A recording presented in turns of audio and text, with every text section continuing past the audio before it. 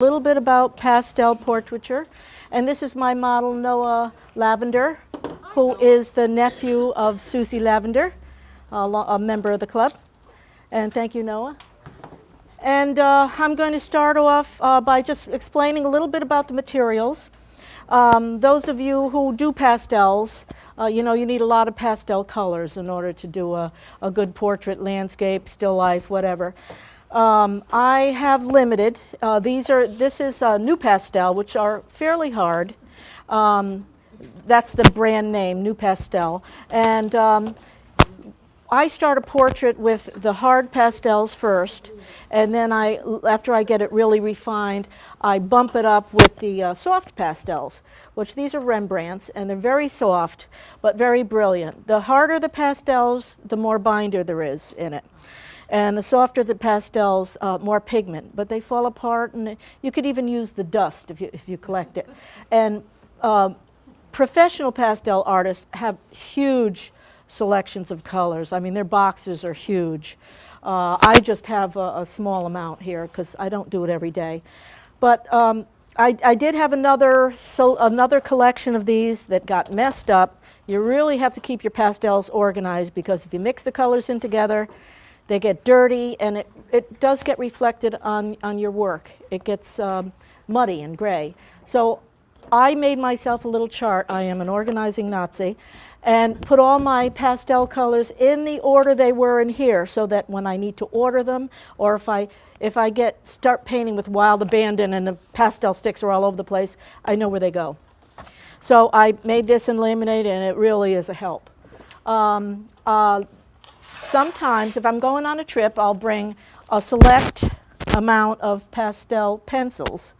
And if I'm going on a plane, I put the pastel pencils in here and paint on the plane. I actually have a little pencil sharpener and everything I need in this, and I put it in a little flip-top lap box with my paper and anything else and my references. A lot of times I'll just pull stuff from a magazine. I'll make a still life with a cloth from one picture, or an apple from another, or a bottle from another. I mean, you can't very well set up a still life on plane. They'll put the cuffs on you. But many times I'm done by the time we land, and it seems like we just got on the plane. And if you play with your art in unusual places, you'll have a lot of fun with it. And I bring these little pieces. I don't want to make a mess on a plane. The pencils aren't messy. These are very messy. So I only bring a little teeny piece just for like the dot of the light of an eye, or the tip of nose, or the little gold of copper pot. And all this fits in a little case that I bring on board. And so far they haven't looked at what's inside, so I'm safe. But those of you who are here for the other demonstrations know that I started off mapping out the face, which I'll do, and then I went into an eyeball. Well, pastel is very hard to do, get to any kind of a good end stage in 3/4 of an hour or an hour. So I did the eyeball ahead of time, and I just want to explain that, and then I'll map out the face. But this is a very quick eyeball, but it's pretty realistic. I mean, some of the shapes might be a little off because I did it fast. But the main thing I'd like you to take away from my classes or demos are the eyes. If you can get the eyes right, you can be a little off on the nose or the mouth, but the eyes really are very important. I always like to do the eyes first because I like my subject looking back at me. It gets me excited. And if I'm not excited halfway into it and you're in the ugly stage, it's very hard to finish. So it really is. Well, you see some of my works here. Well, I didn't take them out of my box yet. But a lot of them are unfinished because I didn't maintain my excitement. But now I have tricks. I don't follow the rules. I break the rules so that I can keep my own excitement. But the principle behind a realistic looking eye, whether it's brown or blue or whatever, is when you think about a marble, maybe a semi-transparent marble, and when the light hits whatever it is, not ambient light, but if it's from a doorway, a window, a round light, this happens to be round. When it hits the outside of the iris, it's a white, crisp light. And then it travels through the liquid in the iris and exits on the bottom of the bowl of the inside of the iris. So this is a very soft light inside. It's not crisp. It's just you're looking through the fluid of the eye to the inside of the iris where it's lit up. So if you just think of that whenever you're doing an eye that's close enough to be recognizable. I mean, if you're doing an eye very small, it's hard to do this. Remember that. And also, the white of the eye is not really white. Like with this eye, I started with maybe a medium gray and laid over lighter colors. But for some reason, gray accepts more colors easier than almost any other color. And my daughter used to work in a lab, and she knew something about pigment, and she said that that's a property of gray. I don't know if she was right or not, but it makes sense when you're working with gray. Gray is not one of my favorite colors. I always add another color to it. But in this instance, I added a little bit of olive green to the top, and I rubbed it with my finger, but I usually don't like to rub pastel with my finger because it deadens it a little bit.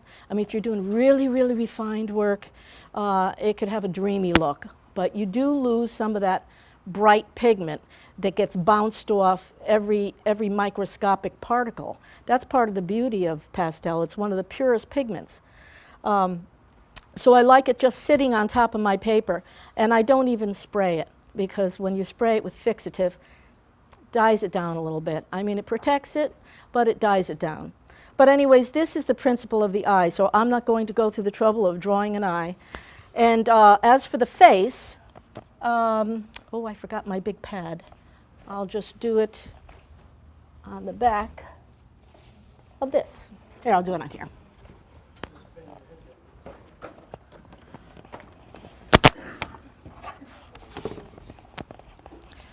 Running out today, I forgot a couple of things. But and a lot of you who have done portraiture before know this principle. But when you're doing a face, you start with the oval egg. This is not a very good egg, but that's what you start off with. The eyes are usually positioned right about in the middle of the head, somewhere there, and bring a line down the center so that you can keep everything organized. The bottom of the nose is right about in between where the eyes would be and the chin, and then the mouth is about in the middle of that. And of course, everybody's different. Some people have a big chin, a small chin, you know, their eyes are farther apart, or sometimes people have a flaw, something that's irregular in their face. And just because you're trying to get a likeness doesn't mean you have to reflect every single flaw. I usually downplay that if I can. I usually ask them, do you mind if I just, you know, they know they have it. You know, if they have an eye that's going one way, would they like me to move it over a little bit? And they always say yes. I mean, you know. So anyways, there's the nose and the mouth and the eyes. This is the eye socket. I usually start with the eye socket. You know, when I'm doing a portrait and I have plenty of time and I'm in my studio, I do it by the rules and I do it slow and it takes forever. But here, it's going to be fast. So there's the eye socket, and that gives you a general idea of the anatomy or the tissue that goes around the bottom of the lids. So you'll know where to put the shadows. And the eyeball is a little smaller inside there. Then you just start making your olive-shaped eyes. And once you get the position of the eyes, that's very important. If the position is off, and you should be able to tell by stepping back. And a lot of people like to hold it up in a mirror, and it's a little bit easier to identify where you're off. But I can usually tell just by stepping back, and I have to be very careful here, I'm going to end up in your lap. And position your eyes, try to make them exactly at the same direction. If you get them a little off, you see a little white down here, you don't see white here, you really you can't make it up. You have to look at your subject. You do a little adjusting, you know, like I said, if they have imperfections. But basically, you have to do what you see. Don't make up the light. Don't make up, you know, something that isn't there. And then the nose usually has a little downturn with the nostrils. And you could make a little oval for the mouth just to get it started. Put in the divot, make whatever kind of anatomy is the opening of their mouth. And you basically have the face mapped out in a short period of time. This is all tedious stuff. And once you get halfway finished with the face, getting the underlaying colors in there and some of your values, it starts getting fun. But what I'm going to be showing you is not going to be that much fun because it's going to end at the ugly part of the portrait. But let me show you. This was what I did the first week. This is pencil. This is Kathy Costa's husband, Guido. And I took it home and worked on it as best I could, but I didn't have a photo. And this is Stan. Stan, are you here today? Oh, hi, Stan. This is Stan right over there with a beret. He had a nice palette and a paintbrush, but I ended up doing most of his head, and he's holding a palette and paintbrush, and I'm painting just his face. But that was charcoal. And today I figured it would be a nice segue to go from pencil to charcoal to pastel. And I also always have a wet rag nearby because your fingers get a mess. And a lot of people use plastic gloves, which is good because the pigments can be unsafe.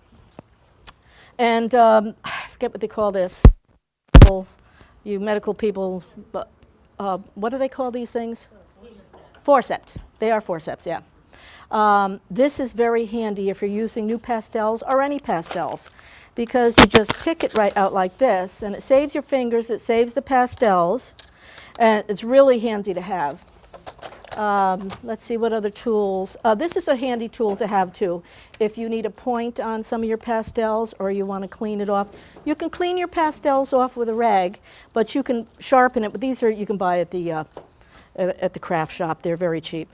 And they're handy, and they only take up a small amount of room in your case. So I think, let's see, Noah, I'll take a look over this way. Can you get just a hair closer to the table? So let's see, yeah, as close as you can, because I'm a little far away from my subject. And I got these old eyes. In about a half hour or 20 minutes, I'm going to take a little break, and I'll throw some of my paintings up here, and you can take a look. Noah will need a break by then, and I will too. And you could also take that 5 minutes if you want to go back there and see the art. This is the Sebastian River Art Club, and we always like new members. We have a good time here. And when you join a club like this, you learn from each other, make new friends. Get away from your husbands or your wives, and just have a good time. We're here Tuesdays and Thursdays and Saturdays. I don't know how long we're going to be here Saturdays, but right now we are from 11 to 3. And we have a lot of activities. We have a little art gallery back there. We all hang back there. So if you would like to show some of your work and join the club, we'd make room for you one way or the other. So I'm going to get started now. And I'm starting with a dark charcoal pencil. I was hoping to have a 6B, but I couldn't find one. So let's get this down. And yeah, well, you could use any, just like charcoal, you could use anything. This is a nice pastel paper with good tooth, but it's very flimsy. If you wrinkle it, you ruined it. I think I mentioned that in one of the other meetings, but I did have this on hand. And I do like matte board too, because then you don't have to worry about it. This was done on matte board, and it's got a little bit of tooth on it. So you can get nice effects. It's about the artist, not so much about the paper. Some papers make your life easier, but if I do a nice portrait on this and then I wrinkle it, I'm going to be mad. So. With the regular pencil? No, this is a charcoal pencil.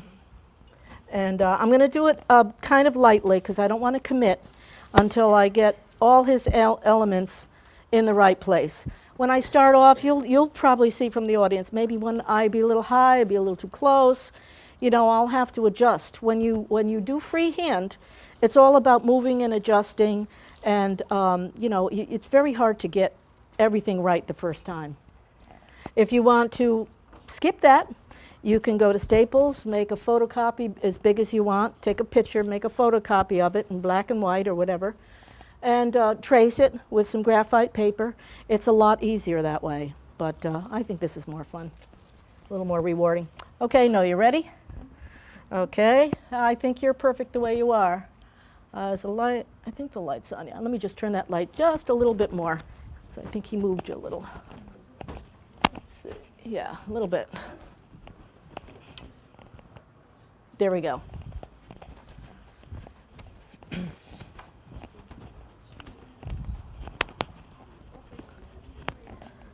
Okay, yeah, that's right. Look at me. All right, now, the first thing you have to determine is how much of the paper you want to fill.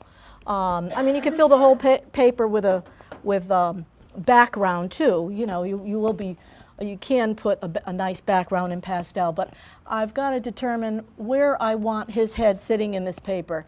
And one of the things you should think about ahead of time is, if you're an artist, what frames do you have? Do you want that? You want a painting to go in that frame? Well, plan ahead. And pastels need a space between the glass and your work. And you could either do that with a double matte is best. Double matte or with a spacer. They sell spacers just for that purpose that goes under the rabbet of the frame. But I use balsa wood. I paint black acrylic on balsa wood, and I put it on top of the rabbet, but under the glass. And that keeps the glass separate from my work with a lot of breathing space. And then I don't need a mat. Not every painting deserves a mat. Now, I think I would have gotten a little lost if that had a mat on it. I like that the way it is. And let's see. And this one, it's small. I think I don't think it deserves a big frame, and it looks nice without the mat. This, by the way, is my husband. And if anybody knows my husband, you know that looks just like him. All right, so getting back to Noah. I'm going to do Noah's face a little bigger than I normally would for a portrait. I like from here up in a portrait, something interesting, and then I like the bottom of the clothing dissolving. So Noah's head is about shaped. Now these are very light lines. Nothing's committed. And let's see, his face is 3/4. 3/4 deserves a little bit arched of a line. Now, find out a comfortable position, and then your head, I'll have to direct you with your head, okay? And when I move this way, you move your head this way. Not your eyes, just your head. Okay, just like that. Move over this way just a little bit more. Down, just a hair, like that. That's good, just like that. All right, now you're back. And another way, another measuring tool is by putting your pencil out and seeing how horizontal it is. Now his eyes really are horizontal. I was thinking they were going down, but they're really horizontal. And oops, they should be down here. And nose is there, mouth is there. Okay, now I'm going to step back every once in a while so everybody can see this terrible start. But it's a start. You've got to start somewhere. And like I said, it's all about making changes, reductions.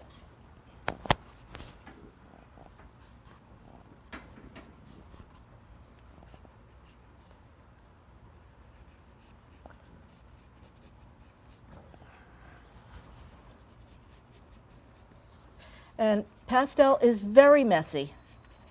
Another little thing I'd like to show you while I stay still, I'll be right with you. This little gadget here is just a manila folder. You fold it, you put it under here, it catches all the dust. Then you go outside and blow on it. And you're not going to get rid of all the dust, but believe me, this is really a lifesaver. And maybe they sell something like this, but I always just do this. And if I'm painting from a photo, I'll have foam board coming out this way, but bent in such a way that it's perpendicular to my face. And then I have clips with all my photographic references. Usually I have more than one because different lighting, but I pick one for the position, but I usually need a lot of different references for the colors and the type of hair and all. But you really need one particular reference to follow as far as the anatomy and the structure of the face, because you can't make that up. Okay, I think your head went down just a little, go up like that. That's it. And if anybody notices that his face is a little different, please bring it to my attention. Let's see, and his eyes are set low, like a child's. You're not too much like a child, but you still are. And Enjoy it while you can. yes, right. Don't make him smile.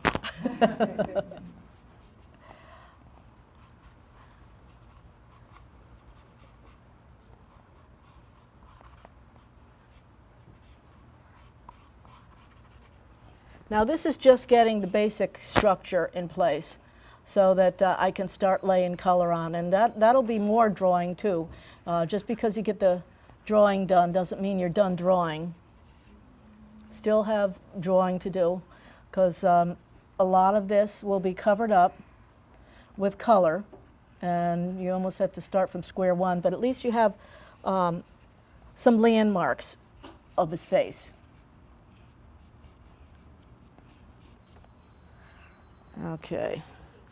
And if I go out of the lines a little bit and can't get it off with my kneadable eraser, which it cleans up itself as these little gray erasers, they clean themselves. I also have the gum eraser, and I forgot my plastic eraser, but I think this will be all right. But it cleans up pretty good. And whatever I can't clean up, I'll put a nice background in on top of it, and you won't even notice it. All right, now I'm going to go in for the kill. I'm going to go in and refine a little more. I think you've got to move that just a little. That's it. Okay. I'm going to try to get his eyes shaped at least. He's got a good face for this. He's got a lot of character to his face. Dark eyes. Are they? Oh, they're hazel, right? Hazel, which is like a green, blue, gray. And see, just really his eye is breaking into the bottom of his bottom eyelid. So everything, you have to take everything into account. Is his bottom eyelid more bowed than his top? And his is pretty bowed. Everything is angles and where it is in relationship to the rest of the anatomy on his face. Sometimes I'll angle the nose up to where the center of the eye is and make sure I have that angle right, like from the tip of the nose to the eye like this. You put it right on their face from where you're standing and then bring it over to your paper, and you at least get the right angle. You might be a little off as far as the distance, but get the angle right.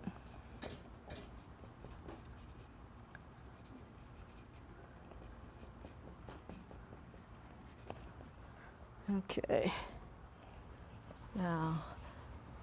Now I see his chin. He's a little far. His chin is almost as wide as the tip of his lip to the top of his nose. These are the type of landmarks of the face you have to look for. You use a lot of, believe it or not, math in mapping out the face.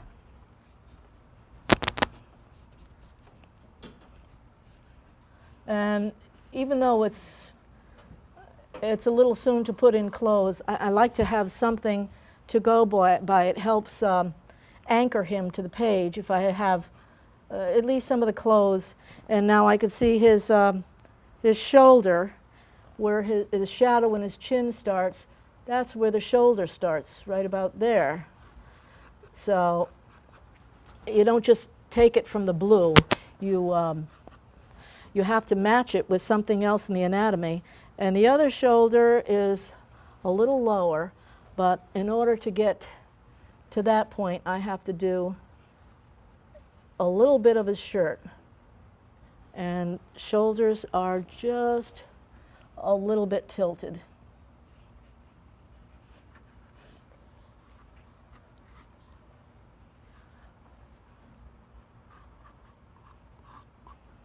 Okay, there.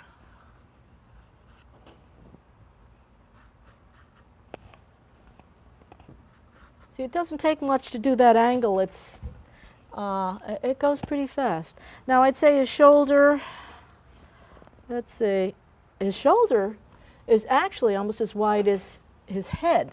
And from here, it didn't look like it, but pencil doesn't lie. Yeah, almost. So I'm just going to let that shoulder disappear. I don't want to put the edge in because I'll probably just diffuse everything down the bottom anyways. It's not about his clothes, it's about his face. So now at this stage, I think I'm going to start erasing my the map of the face, the center line. I got positioning pretty good. I think I got his eyes a little too big, but that's why you start doing this. And now I'll start reducing pretty soon and get this out of here.